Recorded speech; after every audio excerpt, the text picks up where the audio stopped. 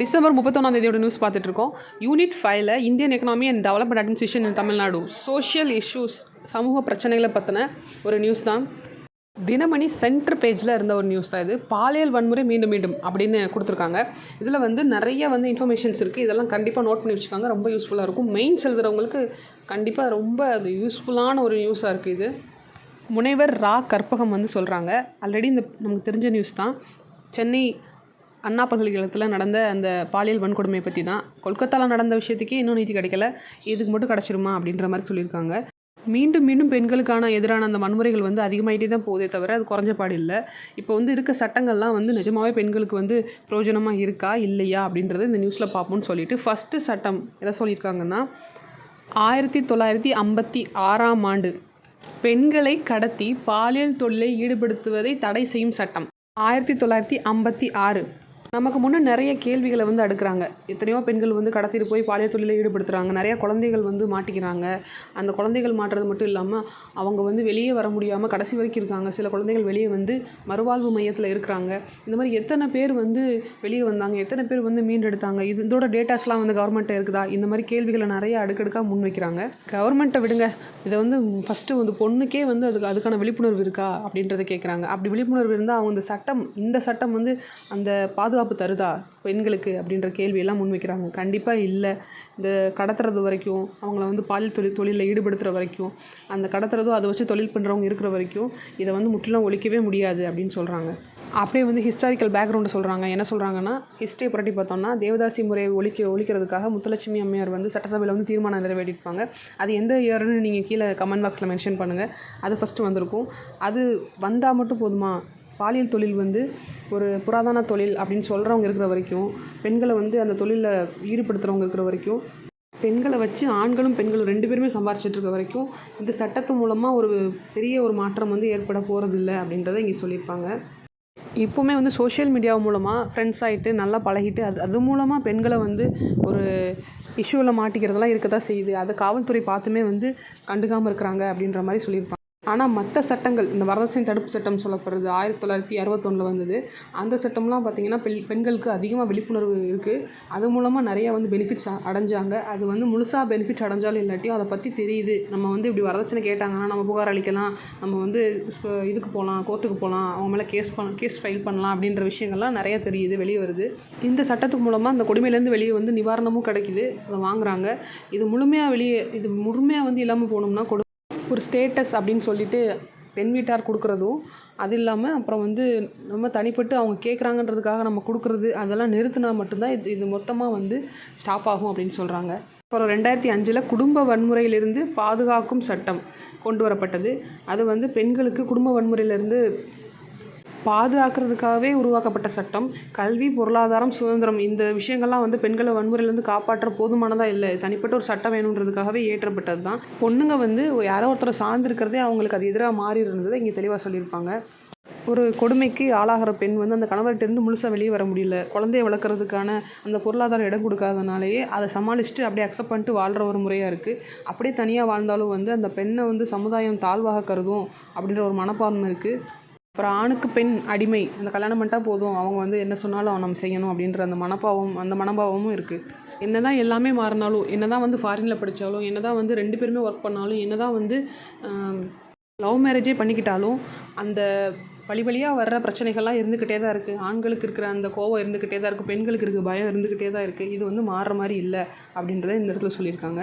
அப்படி குடும்ப வன்முறையில் பாதிக்கப்பட்ட சில பேர் மட்டும்தான் படியேறி போய் ஸ்டேஷனுக்கோ இல்லை ஒரு நீதிமன்றத்துக்கோ அணுகுறாங்க. அவங்களுக்கு சட்டம் துணையாக நிற்கின்றது ஒரு ஆறுதலான விஷயமா இருக்குது அப்படின்றத இங்கே சொல்லியிருக்காங்க. 1998ஆம் ஆண்டு பெண்களை தொல்லை செய்வதை தடுக்கும் சட்டம் கொண்டு வந்திருக்காங்க. பணியிடங்களில் பெண்களை பாலியல் துன்புறுத்தலிலிருந்து பாதுகாக்கும் சட்டம் 2013 வந்திருக்கு. 2 சட்டங்கள் தான் பெண்களோட பாதுகாப்புக்கு ஒரு நம்பிக்கை விளக்க ஏற்றி வைக்கிற மாதிரி இருக்குன்னு சொல்கிறாங்க. இவை குறித்து எல்லாருக்கும் விழிப்புணர்வு அதிகமாக இருக்குது இந்த 2 சட்டத்தை பற்றியும் சொல்கிறாங்க. அப்படி இருந்துமே பெண்களுக்கு பல ரீதியான வன்முறைகள் உள்ளாகப்படுறாங்க. இந்த சட்டங்கள்லாம் வர்றதுக்கு ஒரு குழு முக்கியமான காரணமாக இருந்துச்சு. அது விசாக குழு. அந்த குழுவை பற்றி கூகுளில் தேடி பாருங்க, அது பயங்கரமாக திடுக்கிடும் தகவல்லாம் நமக்கு கிடைக்கும் அப்படின்னு சொல்கிறாங்க. அந்த குழு பாலியல் துன்புறுத்தலுக்கான தெளிவான விளக்கத்தை கொடுத்துருக்காங்களாம். அப்படின்னா என்ன அப்படின்றத தெளிவாக கொடுத்துருக்காங்களாமா. சோஷியல் மீடியாவில் அப்யூஸ் பண்ணுறது, ஃபோட்டோஸ் அனுப்புறது, சைகைகள் காட்டி கிண்டல் பண்ணுறது, இப்படி எல்லாமே வந்து அந்த குற்றமாக கருதப்படுது. இதோடு சேர்த்து இன்னொரு சட்டத்தை பற்றி பேசியிருக்காங்க. ஓவியங்கள், அப்புறம் வந்து சிற்பங்கள், இது மாதிரி கலைப்படைப்புகளை தவிர பெண்களை இழிவாக சித்தரிக்கப்படும் எந்த பதிவையும் பெண்களுக்கு அநாகரிகமாக பிரதிநிதித்துவப்படுத்துதல் தடை சட்டம் அப்படின்னு 1986 தடை செய்கிறது. இது மூலமாக பெண்களோட பார்ட்ஸை வந்து பொதுவெளியில் எந்த ஒரு கண்ணிய குறைவாகவும் யாருமே வந்து சித்தரிக்கக்கூடாது, அதை வண்ணம் தீட்டி எந்த ஒரு விதத்துலையும் வெளியிடக்கூடாதுன்னு சொல்லியிருக்காங்க. ஆனால் இப்போ இருக்க ஃபிலிமில் இருக்கும், மூவியாக இருக்கட்டும், எல்லாத்துலேயுமே வந்து அதை காட்டுறாங்க. டிஃப்ரெண்ட்டாக வந்து அரைகுறை ஆடையோட அந்த மாதிரியெல்லாம் வந்து படங்கள் வந்துட்டு தான் இருக்குது, விளம்பரங்கள் வந்துட்டு தான் இருக்குது, பத்திரிக்கையில் நம்ம பார்க்குறோம், சோஷியல் மீடியாவில் பார்க்குறோம், எல்லாமே இருக்க தான் செய்யுதுன்றதை சொல்கிறாங்க. இதை வந்து மாதர் சங்கம் எதுவுமே கேட்குறது இல்லைன்றதை சொல்கிறாங்க. பட் இப்போ வந்து அந்த மாதிரி அரைகுறையாக ட்ரெஸ் பண்ணுறதை ஏற்றுக்கொள்ளப்பட்டது. சில நேரங்களில் வந்து இது வந்து பிரச்சனையாகுது, அந்த கண்ணியத்துக்கு குறைவாக இருக்கிறதுனாலேயே சில பிரச்சனைகள்லாம் ஃபேஸ் பண்ணுற மாதிரி இருக்குன்றதை இங்கே இதில் அவங்க மென்ஷன் பண்ணியிருக்காங்க. இதனாலே இவ்வளோ சட்டங்கள், இந்த பிரச்சனைகள்லாம் இருக்கிறதுனால, இது வரைக்கும் சொன்ன எல்லா பிரச்சனையும் இருக்கிறதுனால இவ்வளோ சட்டங்கள் இருந்துமே எதுவுமே செய்ய முடியலை. இதுக்காக நிறையா பேர் அப்பப்போ போராடுறாங்க. ஆனால் வந்து அவங்க அதுக்கு சொல்யூஷன் கிடைக்கிறதில்ல. திடீர்னு வெகுண்டு எழுதுறாங்க, திடீர்னு போராட்டம் நடத்துகிறாங்க. ஆனால் வந்து தொடர்கதையாக வந்து அடுத்தடுத்து வேறு பர்சன்ஸ்லாம் வந்து அதில் பாதிக்கப்படுறாங்க. கேரளாவில் நீதிபதி ஹேமா அறிக்கையில் வந்து மலையாள திரையுலகில் வந்து பெண்களுக்கு என்னெல்லாம் கொடுமை நடந்துச்சோ அதெல்லாம் வெளியே வந்துச்சு.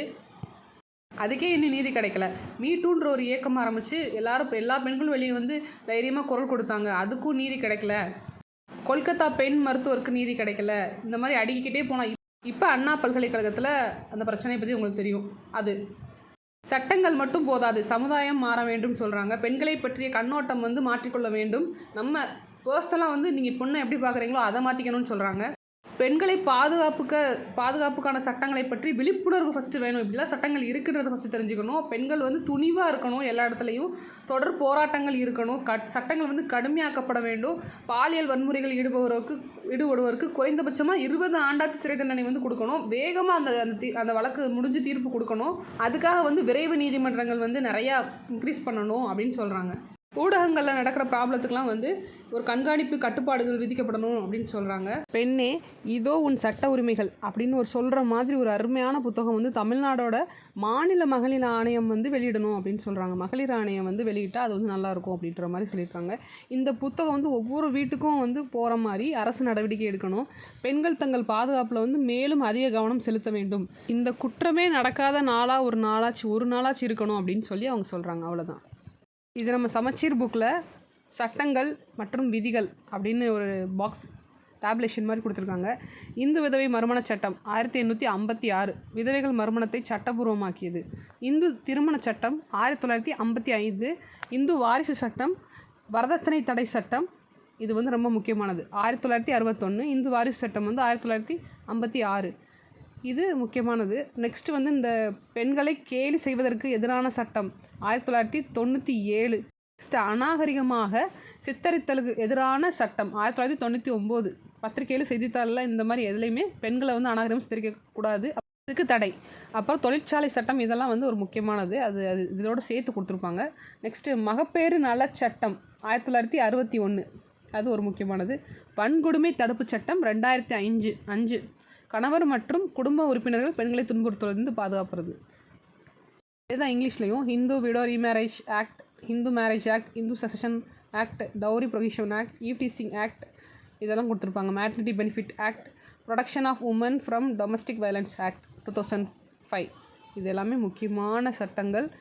இந்த ஆர்டிக்கல்லையும் வந்த முக்கியமான சட்டங்கள். இதெல்லாம் நோட்ஸ் எடுத்துக்கோங்க, மெயின்ஸுக்கு யூஸ் ஆகும். ஸோ இதான் வந்து 31ஆம் தேதியோட நியூஸ். தேங்க்யூ.